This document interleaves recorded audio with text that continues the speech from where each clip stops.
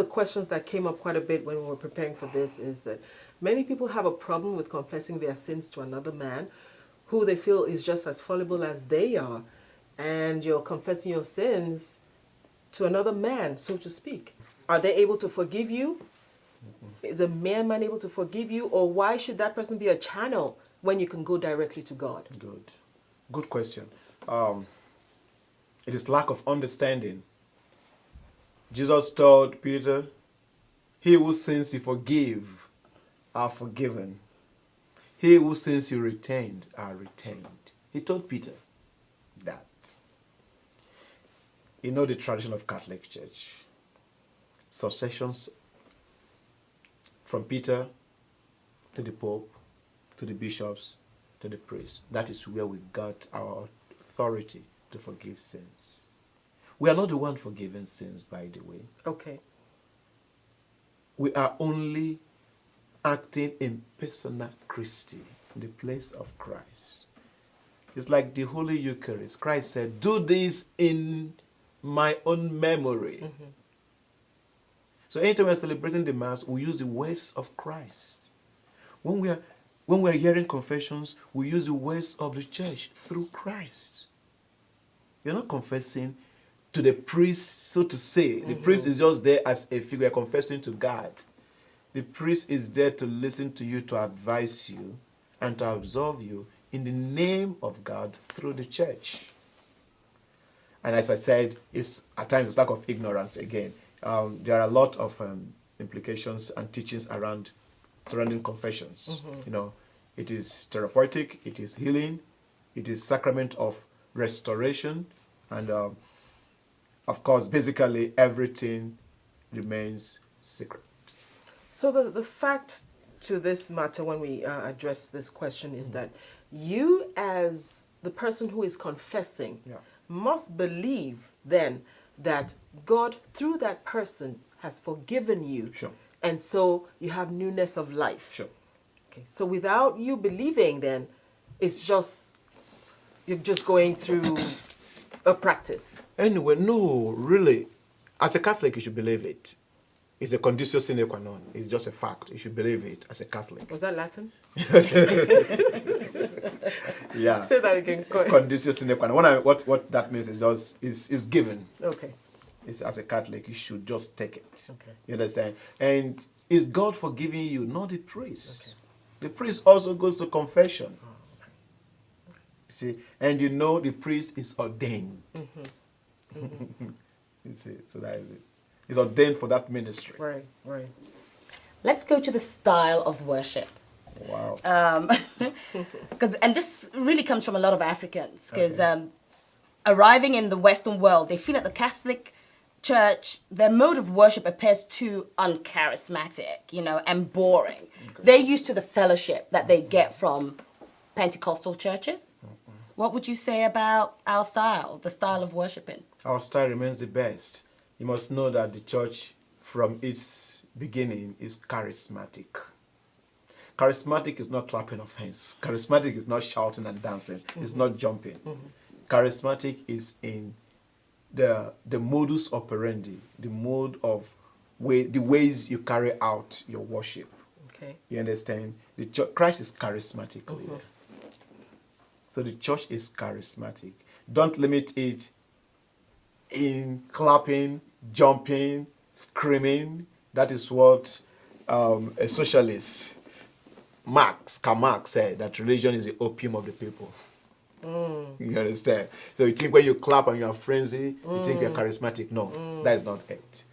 The Western world and African way of Catholicity is the same, but the style differs. In our own, Nigerian, in my country, if we are worshiping, celebrating Mass, we spend 2 hours, 30 minutes. I'm in America now, an hour. Max. You understand? It's the same Mass. It depends on the style. Style of worship. Of the pastor, of the priest, of the chief celebrant. Do they frown against clapping? Well, some, yes. Why is that? Because I think that's the question that we want to address now. Why is it frowned at? The church is not a studio. Okay. The church is not a theater. There's difference between us. We're not staging a show whereby at the end you will be applauded. However, the church also shows some signs of appreciation. If your altar servers are doing good job, you can clap for them in the church. Good job. Okay. But not a way of worship. Every time you come, you clap. Every time you come, you shout. No. No, the church should be a place of worship. And when you say worship, is there a particular accepted mode in the Catholic Church? Yes, of course. Okay. Of course. And that is why some people feel that the church is boring. Because times shall come, everybody is expected to stand, to sit, to kneel, to bow. And that is the beauty of the church. Organized. Organized, that's the word. Thank you. So when the Bible talks about make noise unto the Lord with clapping, with cymbals, with drumming, where does that come into this accepted mode of worship in the Catholic Church? We clap when we need to clap. We sing with our musical instruments when we need to sing with them. So, and when we brought that question up, it's not like we're trying to say out of order. Sure. Just clap out of order Sure. or just sing out of order. Okay. I think we're probably talking about the praise and worship sessions. Yeah. You know, so do those come into play? You know, all of the drumming, the different instruments. Okay, I would like to clarify something now. When we talk of worship, the church worship in Mass, when we're celebrating the Mass, Okay. there are other spiritual and pious gathering that is not a Mass. Okay. The church has different kinds of society to enrich and nourish the spiritual life of the people. We have the charismatic group. We have the legionaries, Legion of Mary. We have the Blue Army. We have St. Jude, countless. And all these societies have their own modus operandi of worship. You understand? The charismatic, for instance, they clap a lot, they sing, they drum. They're Catholic Church. And that's allowed. Why not? It's allowed. The legionaries, they are more conservatives. You see, they clap when they go for crusade. But when they are praying, they pray with their rosaries. Okay. You see, they don't use the instrument as much as charismatic. The Blue Army group of people, yeah, the same thing. Like the legionaries, but they go on parade also, drumming and singing. So, when you're talking of clapping offense, when the Mass is going on, the Eucharistic celebration, we try to maintain the decorum needed for it. That's understandable. Thank you. Okay, Father Daniel, this is a question directly from a former Catholic parishioner. He said, I left the Catholic Church because I wasn't receiving any spiritual fulfillment from the preaching. It seemed that the priest was merely reading rather than preaching the word. They said, I felt completely disconnected from my spirituality without the teaching and encouragement to study and apply the Bible in my life. What will or has the church done in this regard? Yeah, the church does not just come up one morning to say whatever. The priests prepare. They prepare with experiences they encounter every day, current issues going on in the world, and through readings, through research, and above all, through meditation and their prayers, inspiration from God. Some want to be articulated, and they go into writing. You understand? And so when they come, they're not reading, just reading. They are reading their reflections. You understand? They are communicating. You see, it's sad, it's very, very sad that people are comparing the priest when preaching, when reading out his homily, his sermon, with a pastor who is vibrating, you know, charging the people, talking. And if you listen to both, I'm not trying to downplay anybody now, please, good. If you listen to both preaching, you will see that one is more in line, point from point. The methodology is sharp and simple.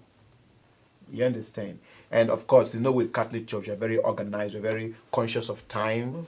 Because we don't want to keep you sitting there, keep you, waste your time, going round and round, repeating the same thing. You understand? So we go straight to the point. And so reading it is nothing, it's not bad.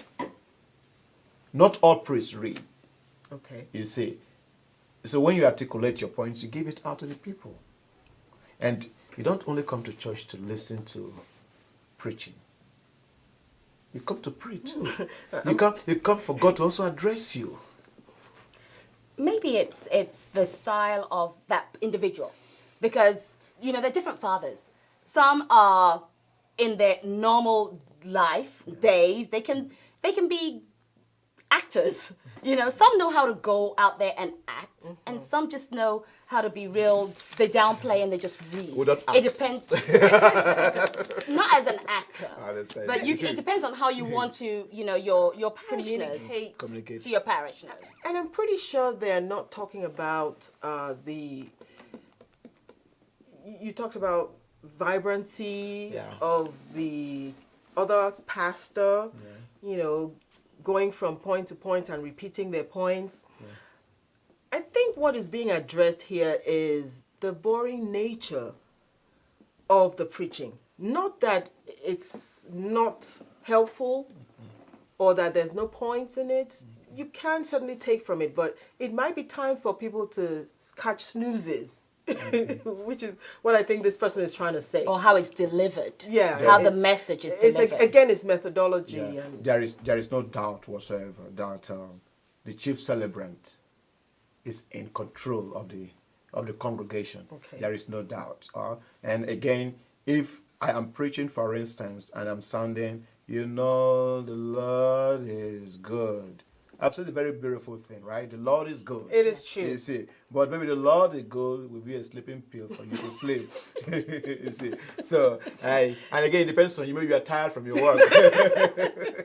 Because if really you've come to worship, you will still pick up that the Lord is good and meditate with it. You will not slip off. If you say so, Father Daniel. A bit of a laugh there. That's good. Okay. But anyway, let's go to this is one of the concerns that has plagued the Catholic Church for years, even decades. Okay. And the question thus is, recently, as we have seen, there has been an astonishing rise in the number of sex abuse scandals plaguing the Catholic Church. Wouldn't it be deemed hypocritical for the Church to require and promote priestly celibacy? Meanwhile, these atrocities are secretly being perpetrated. Yeah, good question. It's very, very sad that the Church has experienced this. And we pray that, and we hope that it has stopped. Because the Church is really taking all the necessary, steps to make sure that this does not occur again. Celibacy in the Church is a no-go area. It is there, it has come to stay. And so it helps us to live a more dedicated and consecrated life to God. For the fact that some priests have faltered and failed in their celibacy does not mean we should scrap away celibacy. For instance, for the fact that some men or women are unfaithful to their husband and wife does not mean we should not encourage fidelity in marriage and something like that. Right. So celibacy is there, is good, is for the priests. So when these sex scandals come out, and then we hear that they've been going on for so long, with so many children and individuals, why did it go on for so long, and why weren't they brought out sooner? Yeah, you are correct. It is a modern and contemporary day question. The Church has her own way, which is godly, of handling cases. Okay. You understand? The Church did not cover. The Church has a way of disciplining a priest who has faltered, who has committed a scandal, and the victim also. The Church has her own way of making sure that the victim is taken care of spiritually. Okay. Through counseling, through rebuilding the person's psychology, those who have been wounded, And let us go straight. Most of this thing came up because of money. Tell me how. Yeah, most of those who were victims of this, after many years, they come up because they know that they're going to get some money out of this. Okay. So should they have just suffered in silence until... When it happened, it depends on how it was handled then. You understand? Some were addressed immediately. But that's if they knew. Many of those cases were not found out until, these individuals grew up and they became aware of what actually happened to them because it happened while they were young. Well, at least that's how we read it in the media, and Yeah, that is the media giving it to you. Oh, okay. If a girl of 8 or 10 have sex, you won't tell me that you did not know that it was sex. Really? Come on, man. You won't tell me that. Sorry, you won't tell me that you will not know that it was sex. If a girl of 10, I choose to disagree on Really? that. 8 is very young, very innocent. wow.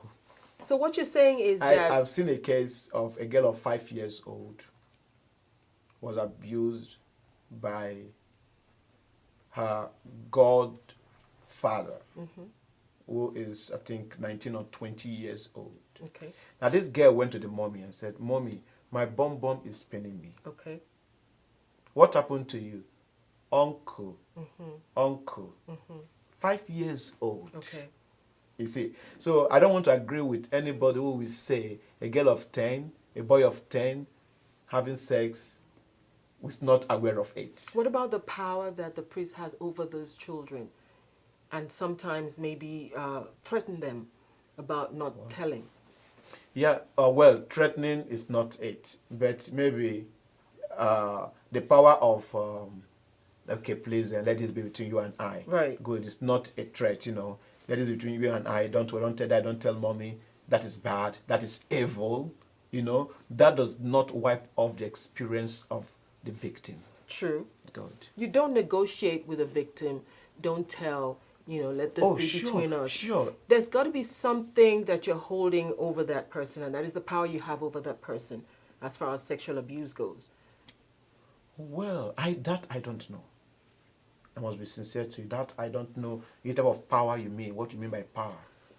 The priests are usually older than those children. Wow. And so that is one way of being superior to them. Yeah. So you as a child, you look at this person, you revere them. Okay, use your position. Right, You're use talking your of position. position. Yeah, okay. Yeah, the position, don't tell, don't say. Okay. Yeah, what I mean by okay is that some of the priests must have used it.